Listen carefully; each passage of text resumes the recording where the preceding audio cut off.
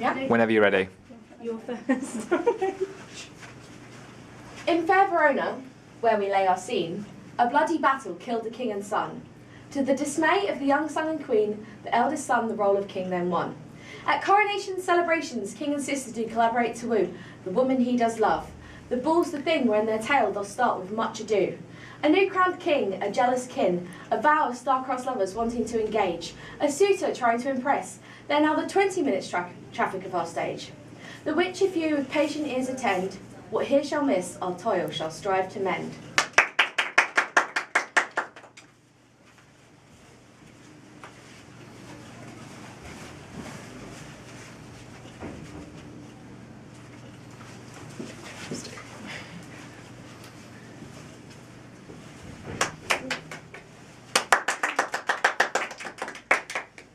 Though yet of Timon, our dear brother's death, the memory be green, and that it us befitted to bear our hearts in grief, and our whole kingdom to be contracted in one brow of woe, yet so far hath discretion fought with nature, that we with wisest sorrow think on him together with remembrance of ourselves.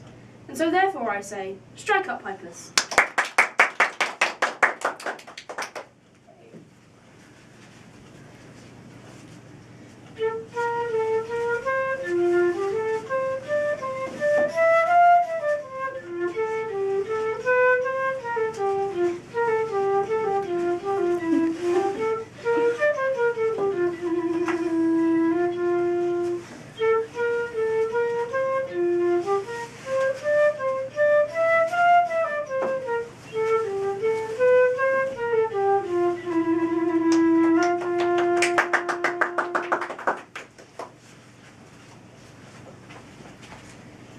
What lady is that which doth enrich the hand of yonder knight? Or she doth teach the torches to burn bright. My lord, I must confess I know this woman. Orlando, I'm glad to see thee well.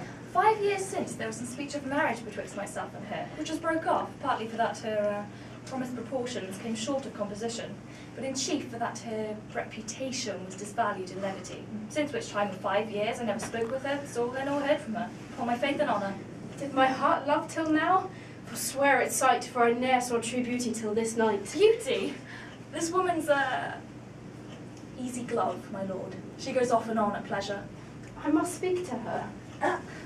What is the matter, my lord? Between who? Her nursey looks so pale with love. A sick man in sadness makes his will, a word alleged to one that is so ill. In sadness, sister, I do love a woman. Aye, you so know when I suppose she loved. But tell me, brother, which is she? Oh, she is fairer than the evening air, clad in the beauty of 1,000 stars. Is it possible that, on so little acquaintance, sorry, you can't, you won't be able to see her? You should love her. Like her, that, but seeing, you should love her. And loving woo and wooing, she should grant. And will you persevere to enjoy her? I must speak to her. Think on your duties, brother. Thou art newly crowned, for the present honour your country ahead of your desires. 'Tis one thing to be tempted, another thing to fall. If thou dost wish, I shall speak to her. I thank thee, good sister. What is this noise? Why ringeth the bells aloud throughout the town? We mourn in black, why mourn we not in blood? Timon is dead, and never shall revive. 'Tis sweet and commendable in your nature, mother, to give these mourning duties to my brother. 'Tis not alone a manky cloak, my son, nor customary suits of sullen black, together with all forms and moods and shapes of grief that can denote me truly. But you must know this is my coronation. I must take my brother's place. Your hard heart is buttoned up with steel. You are a fiend, a fury, pitiless and rough, a wolf, nay, worse, a fellow, all in buff. Oh, my son. Oh, hope of my joy, something. My sin was too much hope of thee, loved boy. How come you thus estranged? Will you not dance? Come, musicians, play! Madam will dance.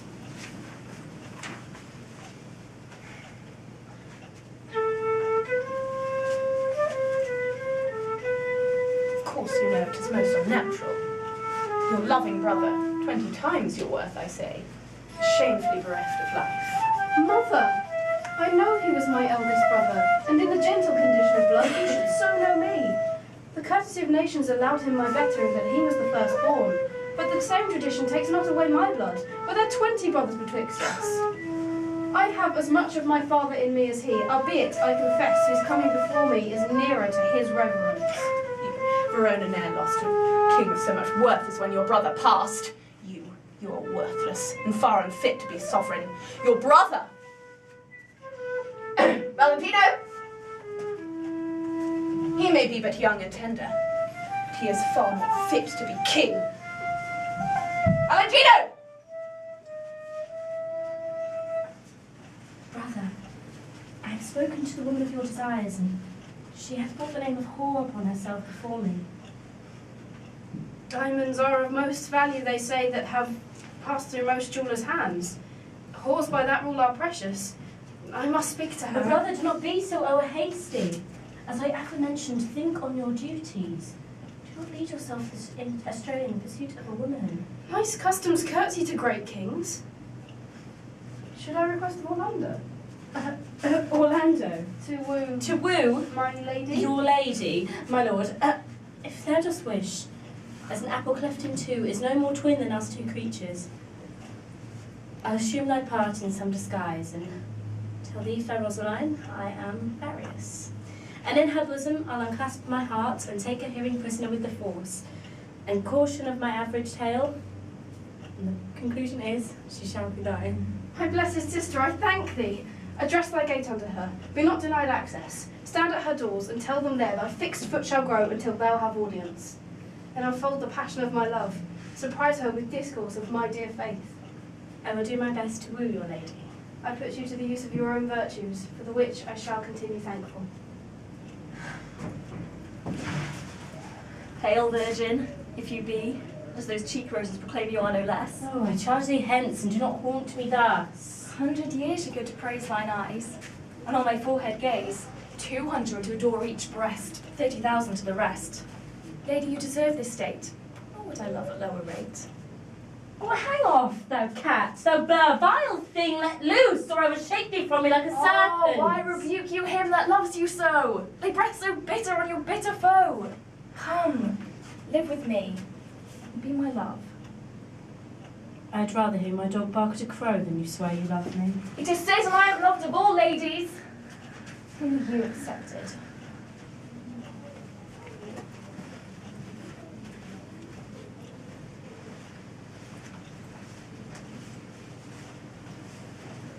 Behold, royal blood monster.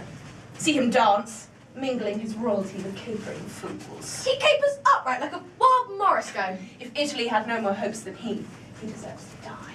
Italy could have another hope if he were to lose his chance.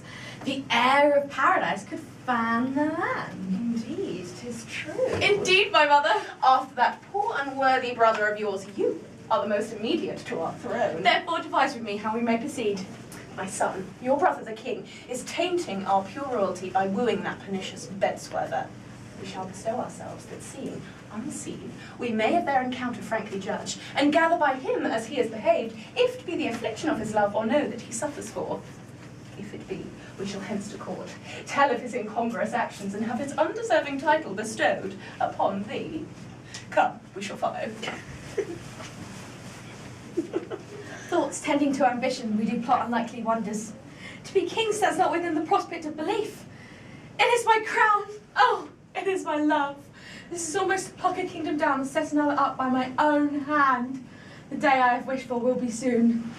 Arise, fair sun, and kill the envious moon. Valentino! By and by, come, mother.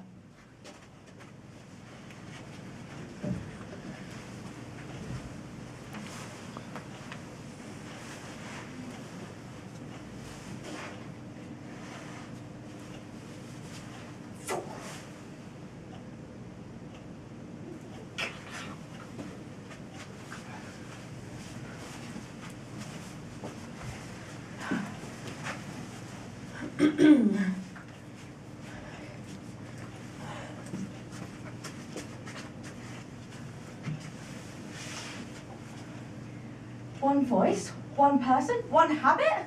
2 persons?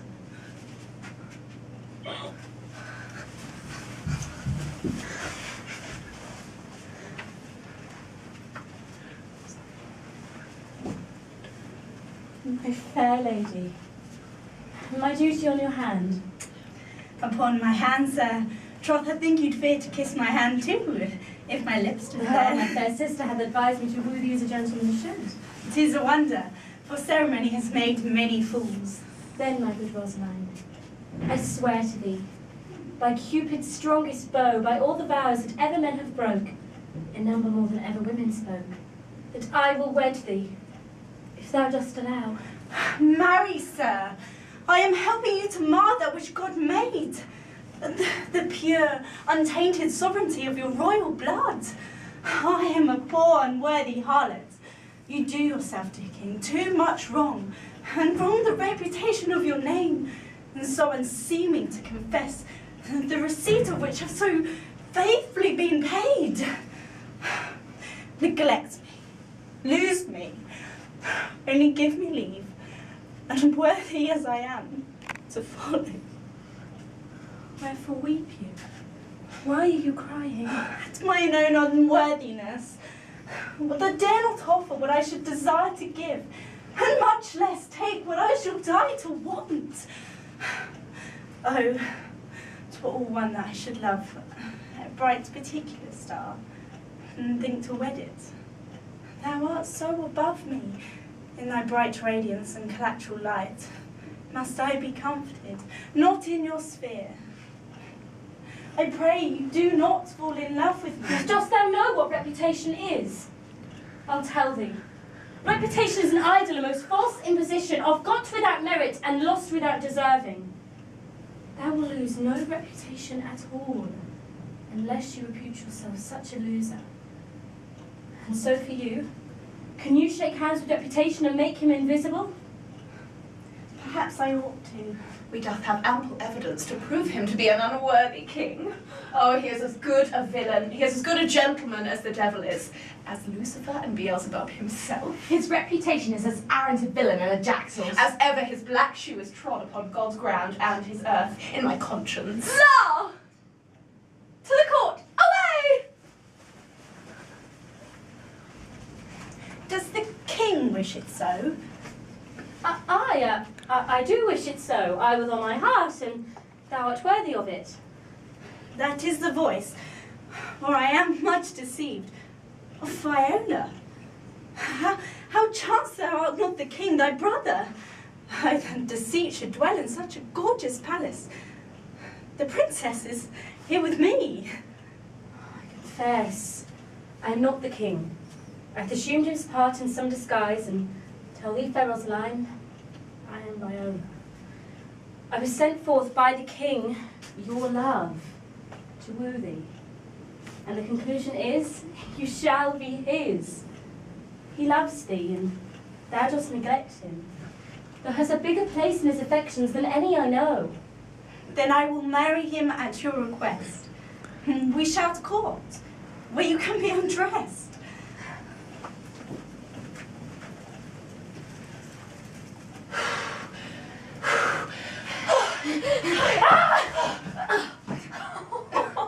How now, mother? Brother, what news? Why comest thou in such haste? Oh.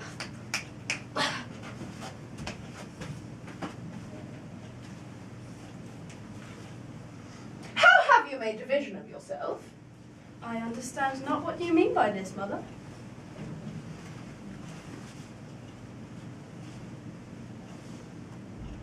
Where is your sister? I shall look for her.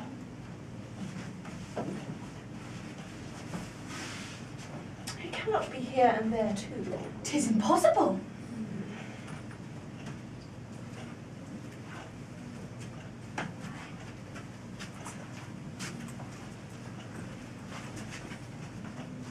Madam, I am here. What is your will? Oh, I might call thee a thing divine, for nothing natural I ever saw so noble. Shall I compare thee to a summer's day? Thou art more lovely and more temperate. Where is the king, your brother? Here he comes. Oh, my dearest love. Oh, you have heard something of my power. So, stand aloof for more serious wooing. For my sister's honour, I do challenge thee to a trial of man. Come, sir, stand to your tackling. If you prove craven, I'll make you run. I embrace it freely, and will this brother's wager frankly play?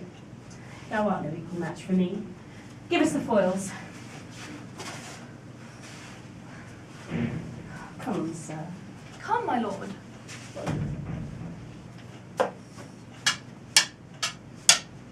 One! No. Judgment! A hit, a very palpable hit. Well, again. Another hit. What say you? A touch, I do confess. Come for the third, Orlando. You but dally. I pray you, pass with your best violence. I'm afraid you make a wanton of me. Say you so? Come on, sir.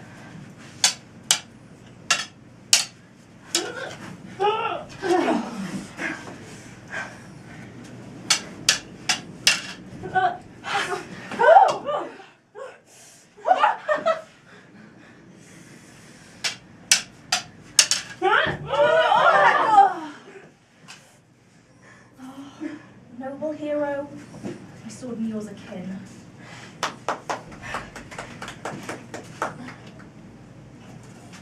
Lady, I do commend you to mine own heart. I pray you, to my commendations. I would be glad to see it. Brother, let us now remove our masks.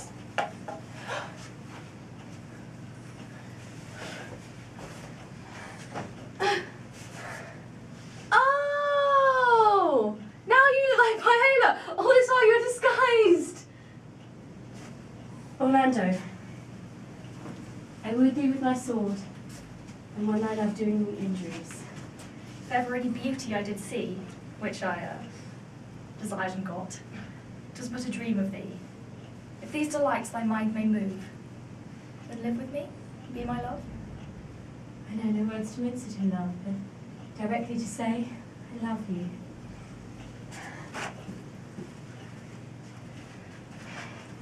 Since I left you, mine eye is in my mind, and that which governs me to go about doth part his function, and is partly blind.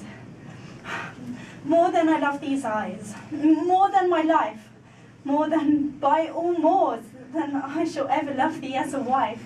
The heaven on earth I have won by wooing thee, and yet wooing thee I found thee of more value than stamps in gold or sums in sealed bags. Then I confess, here on my knee, that before high heaven and you, that before you and high heaven, I do love your son. My friends were poor, but honest. So's my love. Be not offended, for it hurts not him that he is loved of me. I have loved her ever since I saw her, and still I see her beautiful. Then I say that beauty itself is black, and all therein that thy complexion lack. A sister I do welcome me, whom my brother does ever love so dearly. Dare you be so bold? What tumultuous clamour have we here? Bastard begot, bastard instructed, bastard in mind, in everything illegitimate. If bastard's wish might stand in force, would all the court tell into a cause? O loathed issue of thy father's loins, I curse your soul, to the devil it joins. And you, if you this harlot now do choose to wed, I shall henceforth consider thee as dead. Thy unkindness be like a crooked age, to crop at once a too long withered flower. Lovers and friends, we're fortunately met. Of this discourse we shall hear no more. Let not these foulest words torment us so. We shall forget them now, and let her go. Come, come, we are friends. Let's have a dance ere we are married, that we may lighten our own hearts and our wives' heels. Therefore play music.